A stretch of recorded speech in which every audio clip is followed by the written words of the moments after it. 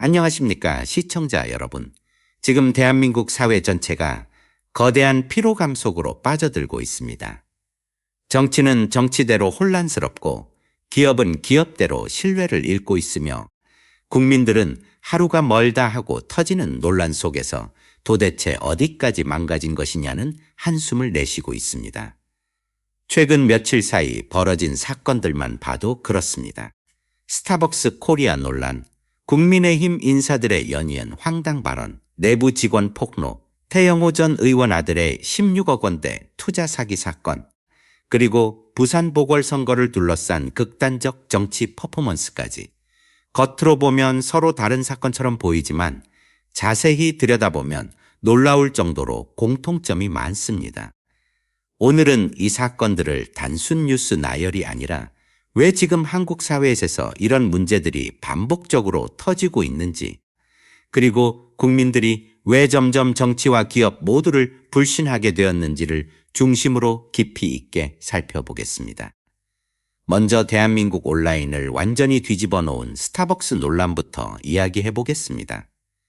처음 사건이 터졌을 때만 해도 많은 사람들은 단순 마케팅 실수 정도로 생각했습니다. 하지만 시간이 지나면서 상황은 전혀 다른 방향으로 흘러가기 시작했습니다. 논란의 핵심은 단순한 이미지 하나가 아니었습니다. 사람들이 분노한 진짜 이유는 왜 이렇게까지 국민 정서를 이해하지 못하느냐는 부분이었습니다.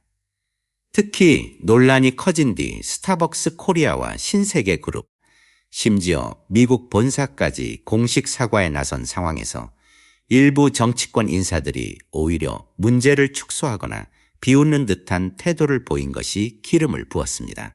탱크는 액체 담는 용기일 뿐이다. 이 발언은 온라인에서 엄청난 조롱거리가 됐습니다. 왜냐하면 시민들은 이미 그 단어 자체보다도 상황을 바라보는 태도에 분노하고 있었기 때문입니다. 국민 입장에서는 이미 사회적 논란이 발생했고 기업도 사과했으며 소비자 불매 움직임까지 나오고 있는 상황인데 정치인들이 굳이 나서서 억지 논리로 감싸는 모습이 너무 비상식적으로 보였던 것입니다.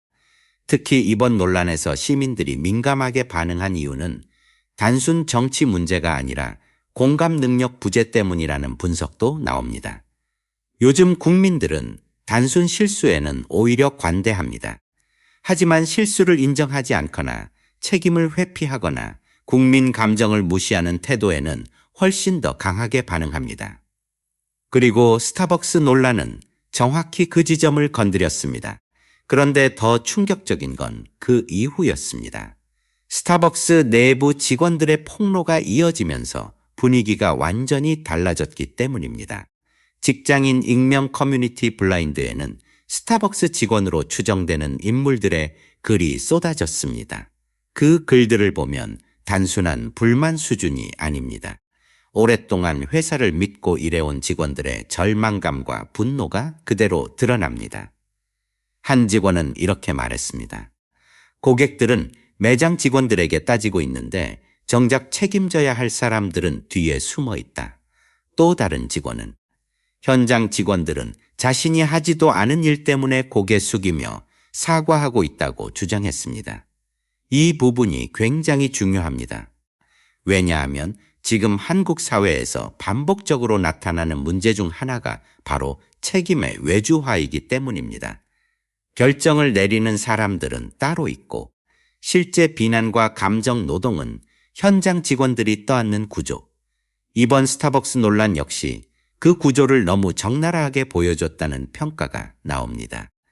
특히 논란이 된 부분은 회사 내부 대응 방식이었습니다. 일부 임원들이 고의가 아니었길 믿는다는 취지로 말했다는 이야기가 알려지자 직원들 반응은 더 격해졌습니다. 왜냐하면 현장 직원들 입장에서는 지금 중요한 건 고의냐 아니냐가 아니기 때문입니다. 이미 브랜드 이미지는 무너졌고 고객 항의는 매장에서 직접 감당하고 있으며 직원들의 정신적 스트레스는 극도로 높아진 상황인데 경영진은 책임 최소화 프레임에만 집중하는 것처럼 보였다는 것입니다. 결국 직원들 사이에서는 회사가 직원보다 조직 보호를 우선한다는 냉소가 퍼지기 시작했습니다. 그리고 이것은 단순 스타벅스만의 문제가 아닙니다. 한국 대기업 문화 전반에서 반복적으로 지적되는 문제이기도 합니다. 위기 상황에서 조직은 언제나 브랜드와 경영진을 먼저 보호하고 현장 직원들은 소모품처럼 사용된다는 인식. 이번 사건은 그 불만이 폭발한 사례라는 분석도 나옵니다. 그리고 여기서 또 하나 중요한 부분이 등장합니다. 스타벅스 코리아가 결국 대표이사 교체라는 강수를 꺼냈다는 보도입니다. 보통 기업이 대표 교체 카드를 꺼낸다는 것은 단순 실무 문제가 아니라 기업 이미지 전체가 위험 수준에 도달했다는 뜻입니다. 하지만 시민들 반응은 의외로 냉담했습니다. 왜냐하면 많은 사람들이 사람 한 명 바꾼다고 해결될 문제냐고 보기 시작했기 때문입니다. 이번 논란은 특정 개인의 실수라기보다 기업 문화 전체 문제로 인식되기 시작한 것입니다. 특히 요즘 소비자들은 과거와 다릅니다. 광고 하나, 문구 하나, SNS 반응 하나까지 전부 실시간으로 분석합니다. 그리고 기업이 진정성 없이 위기를 관리하려 한다고 느끼는 순간 불매운동과 이미지 붕괴는 순식간에 진행됩니다. 결국 스타벅스 논란은 단순 기업 실수가 아니라 오늘날 한국 기업들이 얼마나 소비자 감정을 이해하지 못하고 있는지를 보여준 상징적 사건으로 남게 됐다는 평가까지 나오고 있습니다. 다음은 태영호 전 의원 장남 사건입니다. 이 사건이 충격적인 이유는 단순 금액 때문이 아닙니다. 무려 16억 원 규모 투자 사기 의혹, 여기에 국회의원 아들이라는 상징성까지 겹쳤기 때문입니다. 경찰에 따르면 피해자들은 국회의원 아들이라는 말을 믿었다고 주장하고 있습니다. 바로 이 지점에서 시민들의 분노가 폭발했습니다. 왜냐하면 한국 사회에서 아직까지도 정치인, 고위층, 유명 인사의 이름은 강력한 신뢰 자본으로 작용하기 때문입니다. 사람들은 국회의원 가족이면 최소한 사기는 안 치겠지라는 심리를 갖고 있습니다. 그런데 바로 그 신뢰가 악용됐다는 의혹이 나온 것입니다. 최근 몇 년간 대한민국 사회를 뒤흔든 코인 투자 광풍은 단순한 투자 열풍이 아니었습니다. 그 안에는 청년 세대의 불안, 자산 격차에 대한 절망감, 그리고 평범하게 일해서는 미래가 없다는 사회적 좌절감이 함께 섞여 있었습니다. 실제로 많은 청년들이 월급만으로는 집 한 채 마련할 수 없다는 현실 속에서 코인 시장으로 몰려들었습니다. 누군가는 전세 보증금을 넣었고 누군가는 대출까지 받아 투자했습니다. 심지어 부모님 노후 자금까지 끌어다 투자한 사례도 있을 정도였습니다. 그만큼 당시 사회 분위기는 극단적이었습니다. 하루아침에 수억 원을 벌었다는 성공담이 SNS와 유튜브를 뒤덮었고 반대로 한순간에 전 재산을 잃고 무너진 사람들의 사연도 끝없이 쏟아졌습니다. 그 과정에서 한국 사회는 이미 수많은 코인 사기 사건을 경험했습니다. 허위 투자 리딩방, 가짜 거래소, 다단계형 코인 사업, 유명인 이름을 이용한 투자 유치까지 수법도 점점 교묘해졌고 피해 규모도 커졌습니다. 그런 상황 속에서 이번 태영호 전 의원 아들 사건이 등장하자 시민들이 민감하게 반응하는 것은 어쩌면 당연한 일이었습니다. 특히 온라인에서는 코인 때문에 인생 무너진 사람이 얼마나 많은데 또 이런 일이 벌어지냐. 결국 피해보는 건 평범한 사람들 뿐이다. 있는 집 자식들은 이름값으로 돈 모으고 서민들만 당한다는 반응이 쏟아졌습니다. 그리고 시민들이 더욱 충격을 받은 이유는 단순 사기 의혹 때문만이 아니었습니다. 가족 회사 자금 횡령 의혹까지 함께 불거졌기 때문입니다. 보통 시민들 입장에서는 가족 회사 자금을 수억 원 단위로 움직인다는 것 자체가 쉽게 상상되지 않는 영역입니다. 그래서 많은 사람들은 여기서 단순 범죄보다도 일종의 특권의식을 잃고 있는 것입니다. 어차피 자기들은 문제 생겨도 어떻게든 빠져나갈 수 있다고 생각한 것 아니냐. 바로 이 감정입니다. 사실 지금 한국 사회에서 가장 위험한 건 단순 분노가 아닙니다. 바로 체념 섞인 불신입니다. 사람들이 정말 분노할 때는 오히려 변화를 기대합니다. 하지만 지금은 많은 시민들이 결국 또 흐지부지 끝나는 것 아니냐. 높은 사람들 관련 사건은 늘 비슷하다는 냉소를 보이고 있습니다. 그리고 이 냉소는 단순히 한 사건에 대한 반응으로 끝나지 않습니다. 정치권 전체에 대한 불신으로 확산됩니다. 왜냐하면 국민들은 이미 오랫동안 권력층은 쉽게 무너지지 않는다. 법은 평범한 사람들에게 더 엄격하다는 인식을 반복적으로 경험해왔기 때문입니다. 입시 특혜 논란, 부동산 특혜 의혹, 재벌 총수 사면 문제, 고위층 자녀 채용 논란. 한국 사회에서는 굵직한 사건이 터질 때마다 늘 공정성 문제가 따라 붙었습니다. 그리고 시민들은 그 과정 속에서 점점 더 예민해졌습니다. 특히 청년층의 박탈감은 매우 큽니다.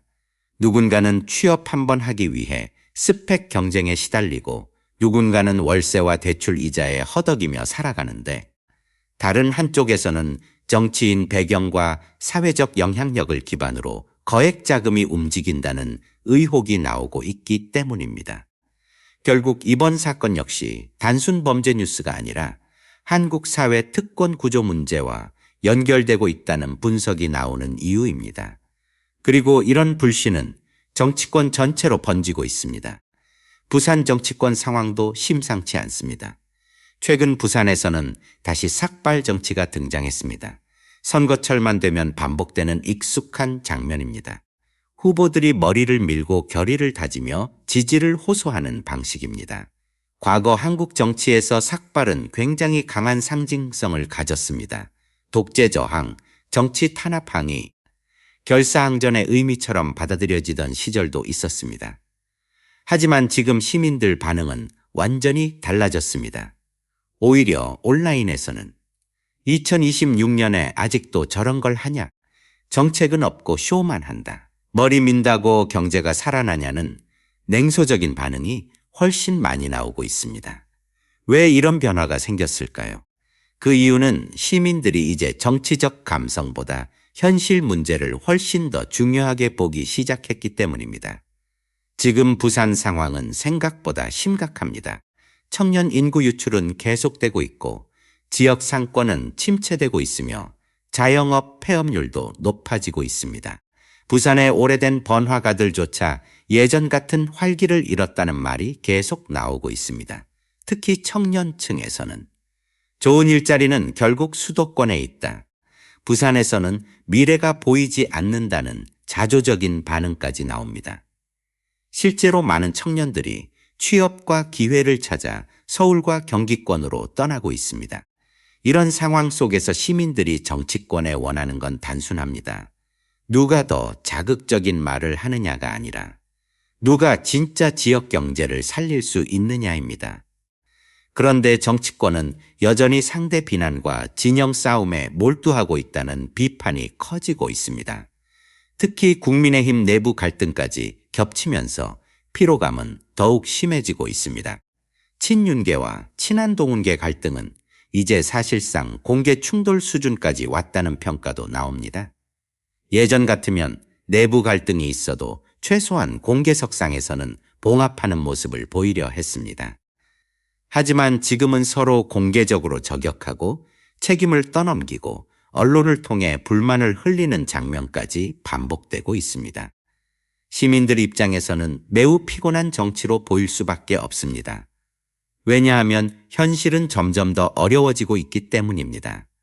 물가는 오르고 경기 침체는 길어지고 자영업자들은 버티기 힘들다고 호소하고 있는데 정치권은 민생보다 계파 싸움에 더 몰두하는 것처럼 보이고 있습니다. 그래서 최근 부산 민심에서도 누굴 뽑아도 크게 달라질 것 같지 않다. 정치인들은 자기들 싸움만 한다. 국민 삶에는 관심 없어 보인다는 냉소가 점점 커지고 있습니다. 반면 민주당 하정우 후보는 상대적으로 생활 밀착형 전략을 강화하고 있다는 평가를 받고 있습니다. 맛집 영상, 지역 상권 방문, 지하철 출근 인사 같은 콘텐츠를 적극적으로 활용하면서 보다 친근한 이미지를 만들고 있다는 것입니다. 물론 이런 방식이 곧바로 정책 능력을 의미하는 것은 아닙니다. 하지만 중요한 건 지금 시민들이 거대한 정치 담론보다 내 삶과 가까운 정치를 원하고 있다는 점입니다. 누가 더 거창한 이념을 말하느냐보다 누가 지역 문제를 직접 보고 듣고 움직이느냐에 더 반응하기 시작한 것입니다. 그리고 이것은 지금 한국 정치 전체 흐름이 어떻게 변하고 있는지를 보여주는 중요한 장면일 수도 있습니다. 특히 중도층 유권자들은 이러한 일련의 사태에 매우 민감하게 반응합니다. 정치적 극성 지지층은 당의 실책에도 불구하고 끝까지 충성하지만 중도층은 다릅니다.